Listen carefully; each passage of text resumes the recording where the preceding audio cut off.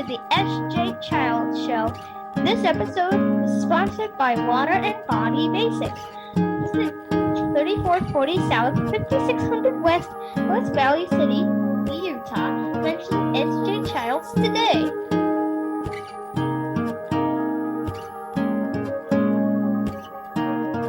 Hi, and welcome to the SJ Childs Show. I'm your host, SJ Childs, and today's guest is TJ West, Timothy. Hi, would you rather go by TJ or Timothy?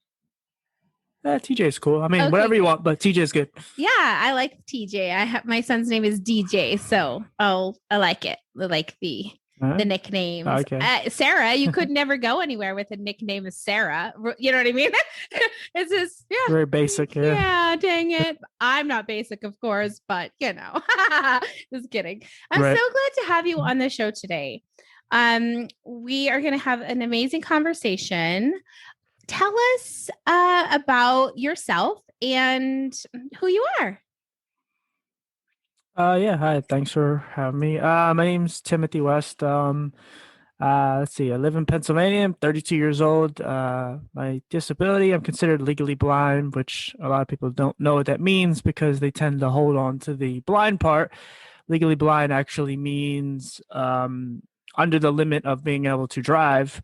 My vision's still bad. My left eye is kind of like colors and movement. My right eye is, it's okay. But again, not enough to drive.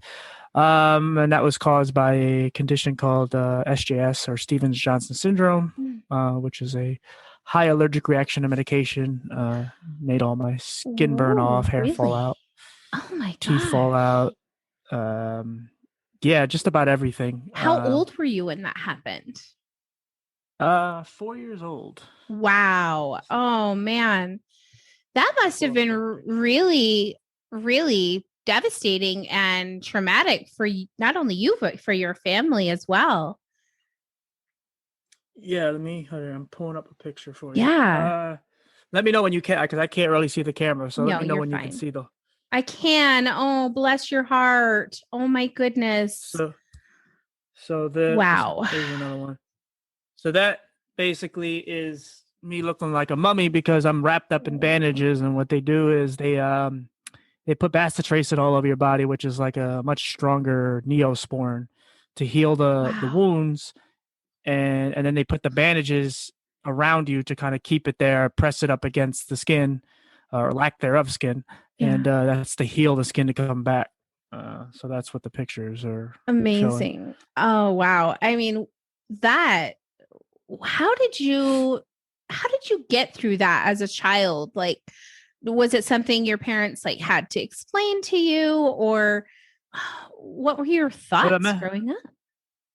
Well, the messed up part is I went in for an ear infection.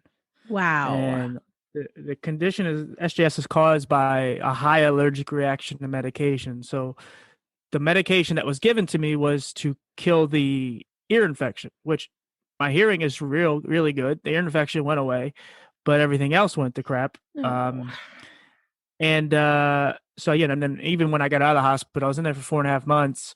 Because again, the skin had to heal, and I had to be life flighted because the town that I lived in at the time didn't have a burn center, which is where they have burn victims. And so I had to go to Philadelphia, where they do have one in a specific hospital, St. Christopher's. And there was a lot of just healing, starting with the eye stuff kind of was, I'd go back for surgery here and there, but mainly it was that they wanted to take care of the skin first. But the eyes is the only thing that still kind of is the problem now, as far as, being visually impaired. But as far as then, I was in a lot of pain, but the irony or the weird part about it was that while I was in the hospital and while some of the skin was actually starting to heal, I kind of created this, I talk about it on my podcast, in the very early episodes, where I kind of created this imaginary world in my head. I had my toys, I had my music, I think I was into Ninja Turtles, and I had all my stuffed animals and stuff. And so I created this kind of imaginary world where I could kind of suppress the pain, because I remember there being a time where I had to walk to the hospital, and I was so determined to get there by myself without calling the nurse, and I was 4.5 at the time. And I had to walk on skinless feet, and I had to sit on the toilet, and my whole body had no skin. So I'm trying to do everything without it. And yeah, I mean, there was bandages, but again, no skin. And now you're pressing down on your feet with no skin. It's very, very painful. Yes. So it's you almost, I almost passed out, and so on. But I made it back, and of course, kind of exacerbated a little bit because I was in a lot of pain. Yeah. But anyway, so like when I was in bed, a lot of times I would just listen to my music, play with my toys, and I just kind of lived in this like bubble of just kind of being able to make the pain numb, and it's kind of how I got through it. Wow. Even when I left the hospital, I had feeding tubes, and my gallbladder had to be taken out, and all that. Like a lot of stuff was fried internally. Oh my goodness. Wow. That's an incredible story. Like, I don't think I've ever heard a story quite like yours. In fact, along those same lines of a reaction, allergic reaction that like burns you from the inside out. That's just insane. And all your skin is healed now. Do you have any problems as an adult? Not well. My skin is like you look lovely. Oh, thank you. No, my skin's very sensitive as far as like if I get out of a shower, like my skin doesn't peel or anything, but it may be a little red in certain spots, or like if I lay out in the sun, it'll kill me. Like not kill me literally, but like I really burn. And really peel and all that. So and again, I never was into that anyway. Yeah. But I'm more vampirish. Like I'm in the sun. I love like dark, rainy days, and again, my eyes are also sensitive to light too. Yeah. A little better than they used to be when it comes to that department. But buy a nice pair of designer sunglasses, and you're good to go. Yeah, good. Oh my gosh. Well, what an amazing journey that you've been on. I'm so proud of you. I'm so proud of you for sharing your story and just really showing people that abilities come from within the person who you are. A disability is definitely, like you and I talked about the other day, somebody who chooses not to,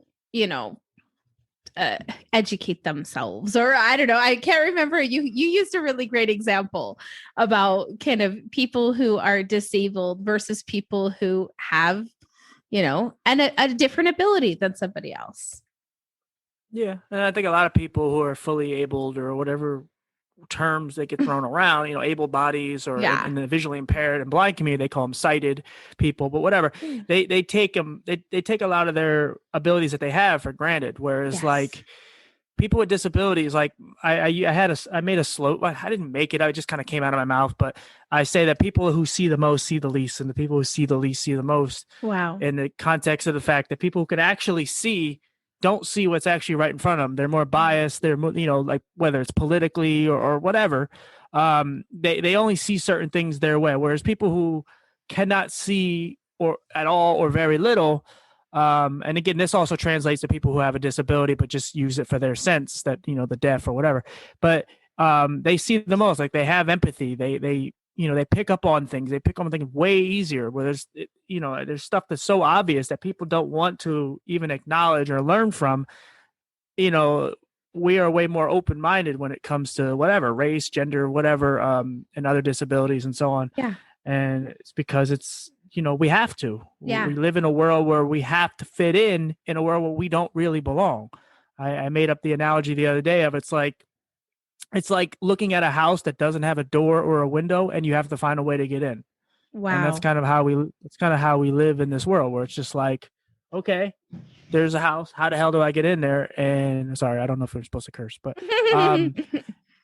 but yeah, and that's just kind of how it is. Like we have to acclimate things to our lifestyle. Yeah. And so yeah, we walk around and we try to achieve and succeed and try to do things on a level that it's really not, we're not meant to, but because our ceiling is so low. It's like if I were to graduate high school, it's like, oh wow, you did something. It's like, yeah, but I want to do more than just that. Right? Exactly. Looks like we're having a little visit. My son has autism, and autism doesn't stop for podcasts or recordings. Nope. And so he just came in to visit. But luckily, his sister, you want to come in and say hi? And then that usually makes him happy enough to stay gone for the rest of the time. Here, come in and say hi to my guest. This is my guest, TJ. TJ, say hi. Hi, TJ. You have headphones in. He might not be. I know, right? Here, let you say hi to him. What's his name? Hi, buddy. DJ. That's right. His name is TJ, and your name is DJ. What's going on, buddy? Exciting. Nice to meet you. Tell him how old you are. How old are you? I'm Are you 27? 11. Oh, 11. That's right. I forget sometimes too. It's all right. I completely You want to say goodbye? Goodbye. Okay. Why don't you? Bye, buddy. You and your sister go have fun, okay? Oh, goodness. As long as we can embrace it, right? We can just move forward. It's always Right. at the beginning of podcasting, it was like, no, don't let it come in. You want the recordings to be perfect, but it's real life. And my son's autism doesn't stop because I have a recording to do. So thank you for being so patient and understanding about that.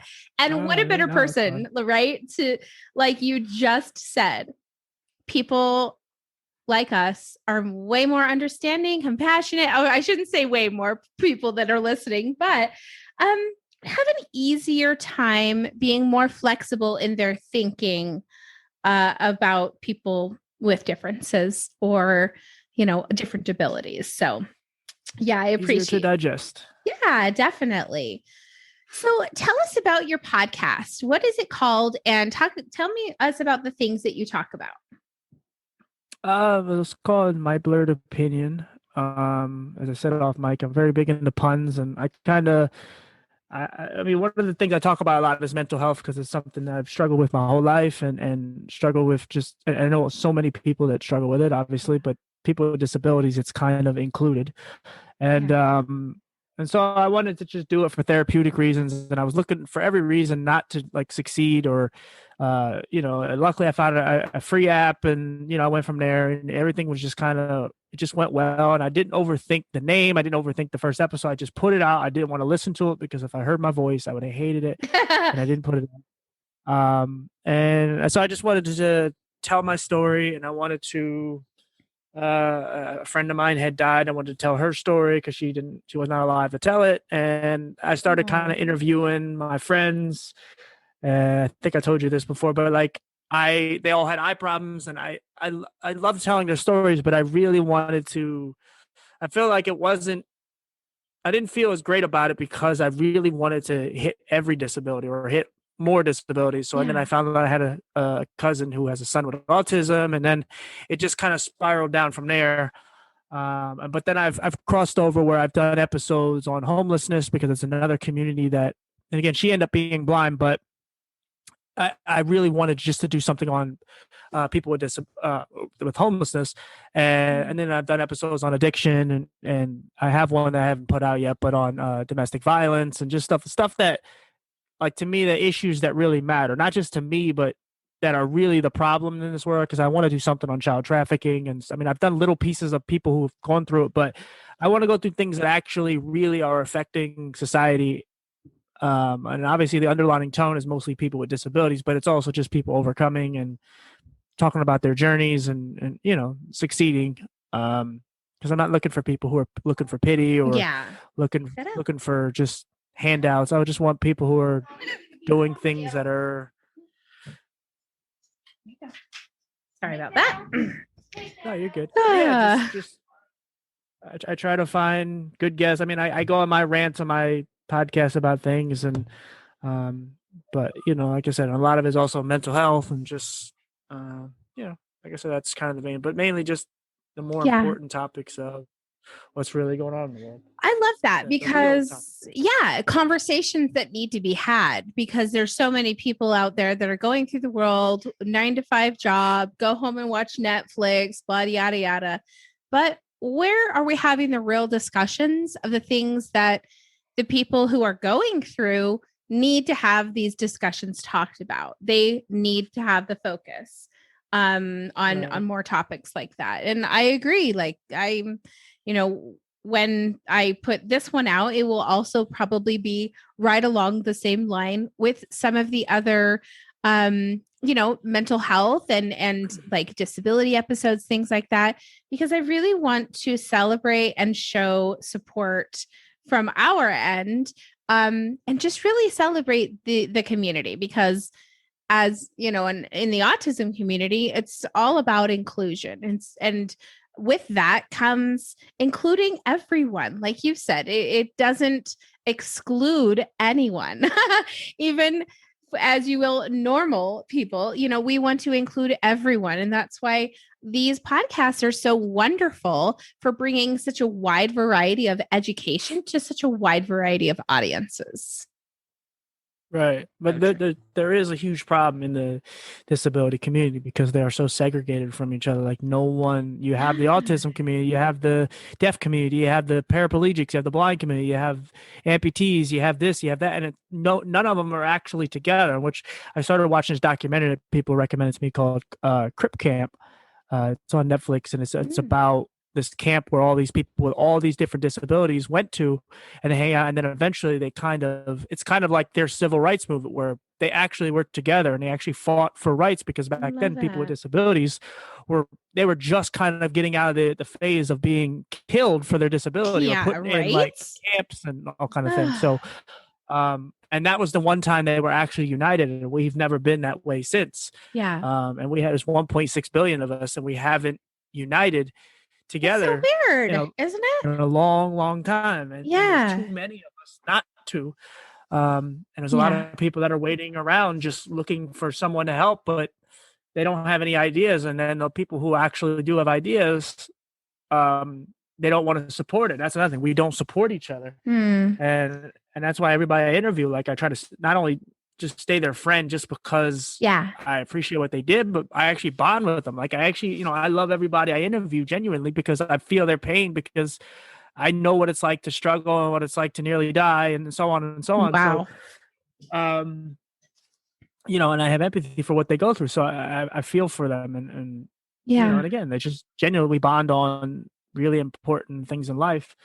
But I mean, kind of going back to what we were talking about, just people only want to talk about certain issues when something like crazy happens. Whereas, like, for instance, I was talking about this on my Instagram where, the rapper DMX died. He died of overdose. It's like, okay, great.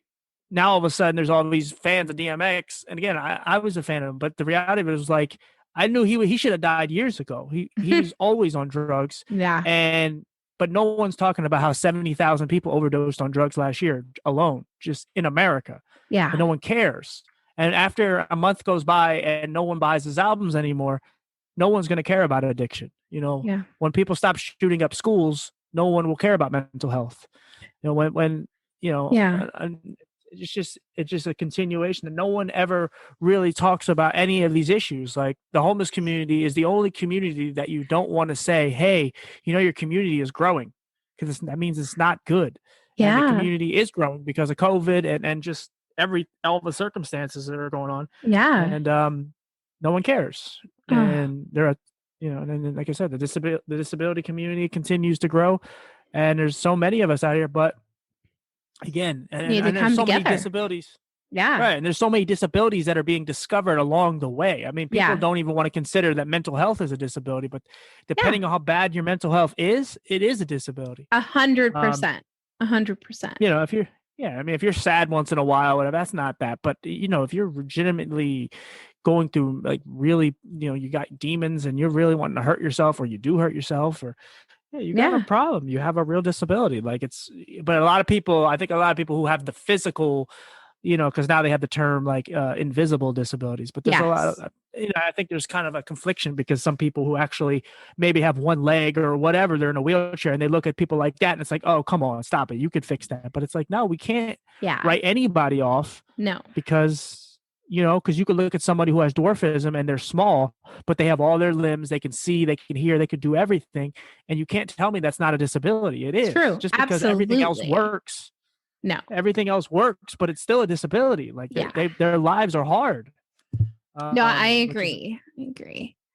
Yeah. And I guess it really comes back to a little bit even of what you and I were talking about beforehand, that I think of myself, I have outer ear microtia, really little ears. My children have them. It's hereditary. I was always, bullied, for better lack of terms, about my physical difference when I was a child and growing up. But I never really considered myself disabled, but it did disable me in some ways. It disabled the trust that I had for people. It disabled the self-love that I could have had for myself had people have not been so shamelessly calling me names and things like that. Right. And we just, it's not like you said, yes, I have both of my legs, both my arms, my eyes, my hearing works, but I still, my, parts are different than other people's. My ears look different than everyone else's. And it's like, you feel like a unicorn. Like I said that to someone earlier. Sometimes I go through life and I feel like I'm this unicorn on the outside of these groups, just like prancing about, doing my thing, but I never really belong to part of a group. It's never really like I fit in exactly right with all of the people that have all their parts right. Right. Yeah. And bullying's another problem that a lot of people don't talk about, because now we live in the age of where bullying doesn't stop once you go home. It's worse even online, and people are killing themselves and doing horrible things. And, for a person who is bullied, not only bullied, but also molested in school by an adult, and, horrible things happen to you. And I had a lot of anger for adults because not only was I molested in school, but I had teachers who wouldn't let me go to the bathroom. So they made me just sit in it. And, and there was a lot of problems obviously my mom caused and raised about it, but they just let it go. They didn't care. And, again, and so you built up, because when you're young, your parents tell you that the adults matter and what they say goes.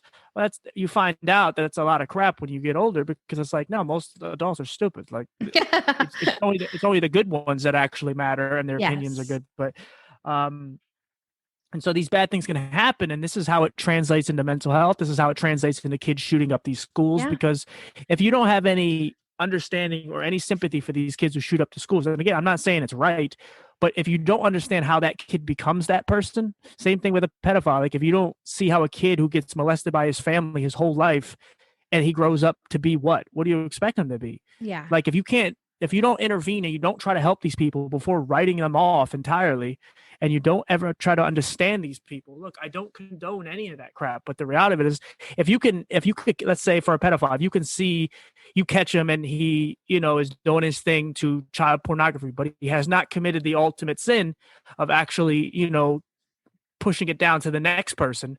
Then you could probably, again, they may be too broken and too far gone, but at least try. Yeah, rehab, right? Some type of help. Right. And we write these people off because of, whatever. Society's idea of what it looks like. Right. And we're afraid to look at ourselves in the mirror and go like, well, I couldn't be that. Yes, you could. We're all one step away from losing our crap and actually doing something terrible. Yeah. It just, depending on what is your button, what is your, what is the thing that's actually, if somebody comes in and does something horrible to your kids, like who knows what will happen. And obviously we hope it never happens. Yeah. But again, your button is probably much harder to push than someone else's. But the reality of it is we all have a button and it all can be pushed. We all can end up in some place depending on circumstances. So you and I are at a point in our lives where we can speak and advocate and help people. But if we would have taken one other route, we could have been dead, or we could have made horrible mistakes, and God knows where we would have ended up. So exactly. No, I really like the way you said that. And, something that, my husband and I are right now, we have a 9-year-old daughter. And we want her to have independence. We want her to ride her bike outside, up and down the street, yada, yada. what we don't want her to do is think that any other adult out in the world has any power over her other than us. And we don't have power over her. We have suggestions for her to make her life better. We told her, if you're out in the world, if you're out riding your bike and an adult yells at you for help, adult yells at you to do something, too bad, tough luck for them. You don't have to listen. You are our child. We are the only adults that you need to be, because she needs to realize adults oftentimes are trying to power control kids, hey, get off my lawn, or don't yell about that, whatever kid thing. I also don't want her to be fooled by the adult that says, oh, I need help me get these puppies into this car, or whatever, I want her to know, no, there's not one adult out there you need to stop on your bike for. Not one. If an adult needs help, they shouldn't be asking a 9-year-old for it. Yeah. Right. And it's sad that you actually have to look over your shoulder constantly and just be like, oh man, like, where is she at? Who's out there? And it's just like, there's too many creatures. I mean, not even just that stuff. Like we've known about that stuff for a while, but it's like, look at all these shootings. It's like, you can't even go to the grocery store. Or you're afraid somebody's just going to go shoot the place up because whatever happened to them in their life. Make sure you got your concealed with you. Right? So that you can save your own life. Yeah, exactly. Yeah. Exactly. Some states don't even allow that. So true. It's, yeah. So we're living in this world where it's just everything is, you see what happened last year. But again, I think the only thing that saved last year is that the power didn't go out. If we would have all lost our internet and we couldn't stream anything and we couldn't take selfies and we couldn't do all these things that people are just continuously makes them happy and joyful. If they're trapped in their home, because domestic violence went up last year, child abuse, all that went up last year. So what do you think if the power would have went out, how much more that would have grown? And besides the fact that people would have gone outside and would have done worse things. So yes. So yeah, and that's the thing. Like that's worse. That's how crazy society is. And it's like, if you don't have people speaking up about this stuff, people only want to speak. Like everything is white and black to people. But the reality of it is, even including the topic of race and not even pun intended of white and black. But the reality of it is, there's so many issues that there's so many other layers to it. Yeah. But because again, back to people are just so biased and don't want to see anything based on whatever skin color or gender or whatever. And they don't want to see anything. It's like cops killing black people. It's like, but there's so many more layers to it. It's not just the cops that are this. It's not just the black people deserving to die or any of this.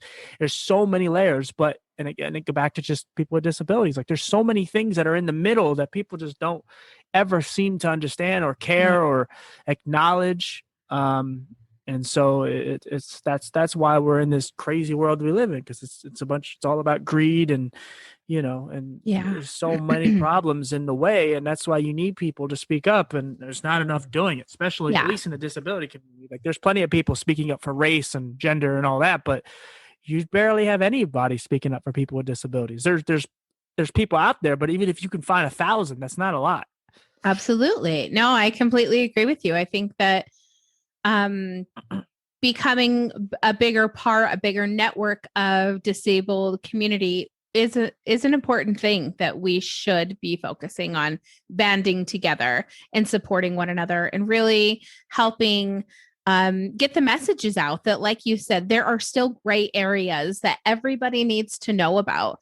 You don't just need to see one way or another, but you need to try to look at everything as a whole and, see what better solutions we can come up with for our future generations. Yeah. And I think it's part of the reason with the podcast. Like I make sure I interview the right people, because I'm very cognizant of being a good representation of the community, because, people already look at us as stupid. And a lot of it, you could ask anybody with a disability. At some point, you've been equated with someone who has special needs. And it doesn't matter how good your vocabulary is. It doesn't matter how well you speak. It doesn't matter what you do. Like with me, in my case, if don't know where I did with it, but what did I do with your phone? Whatever. Here it is. So like if I'm trying to see something, I may look in really close. And to people, it's like, oh, he's so stupid. He can't see his phone and he's looking so close. He just must be wanting to chew on it or whatever the hell people think. And it's like, dude, why don't you just ask or, take interest and actually want to understand what's going on? But clearly I'm just stupid because I got to look close to my phone. And that goes for anybody with a disability. Like if you're in a wheelchair, you're whatever, that's what people perceive you as. And so when I interview people, I'm very open to the idea of having good representation. And again, I speak for everybody with a disability, but if somebody gets on there and they're slurring and they sound, off, and it sounds terrible, and I don't mean to sound that way, but it's like, I really want people to understand how powerful and how amazing we are, because, someone said to me, we really are more like superheroes because, every day we fight, every day we have to try to overcome the odds, and, we have to try to find a way to fit in this world that's not made for us. Exactly. No, I agree. Yeah. And so we just have to continue to overcome it. And so every time I interview somebody, like I always love their story. I look out for them because I know we have to stick together because, again, we're so sporadic. We're so all over the place. It's easy to divide and conquer our community. It really is. Yeah. Whereas if we were actually joined together, even if it was 1 million of us, like we could really make some noise. Exactly. But we cannot do it. I cannot do it without what you or any of the people I've interviewed or exactly. And I know they can't do it without me. And that's not to make me sound good. It's just we need each other. If we don't support each other. No, I love that. Support each other, we don't have a chance. Yeah. I interviewed a gentleman from England that does this amazing program where he bought a school bus and he is a life coach, and he'll go around to schools and do life coaching for kids and teens at schools in England. Amazing guy. And he had this great idea that we should call ourselves as a community, the Avengers of mental health. And I love that. I love it because yes, we should band together. We should, if we as podcasters and as, community advocates can use our education, use our experience, and be the voice for people who, would rather not be or don't have the ability to be, then we are really making a difference in not only our communities, but in the world in a whole. So I'm so happy that we got to talk today and go over some of these really important topics. Before we leave, once again, tell everybody the name of your podcast and where we can find you. It's called My Blurred Opinion, and it's on Apple, YouTube, Spotify, Google. It's on all of them, basically. Perfect. Excellent. And I'll make sure to have all those descriptions down, all the links down in the description, so you'll know where to find him. Don't skip a beat.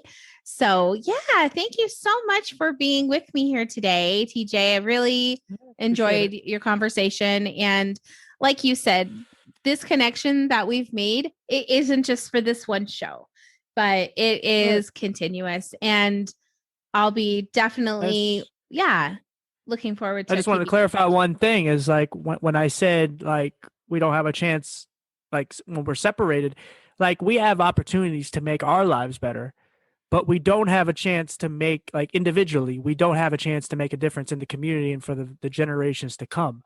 So like I have a chance to become a millionaire. I have a chance to be a successful podcaster. I have a chance to be successful in my own life, but single-handedly, I have no shot of changing people's outlook on the disabled community because I am one person. Yeah. So like I said, I could have a chance to make something of myself or you or others individually. But if we do it individually, then we have no chance of making a real difference as a whole. So that's really what I was trying to say. I love it. I love it. No, I think that we're doing that right now, right in this moment. We're coming together. We've just, educated a whole bunch of people that had no education on any of this conversation before. So yay for us. Thank you so much for joining me today. And like I said, we'll absolutely be keeping in touch and, and following your podcast. And like I said, we'll make sure to have all the links in the description. So please go check out My Blurred Opinion with TJ West. Thank you so much for being here, and we will talk soon. Yep. Thanks.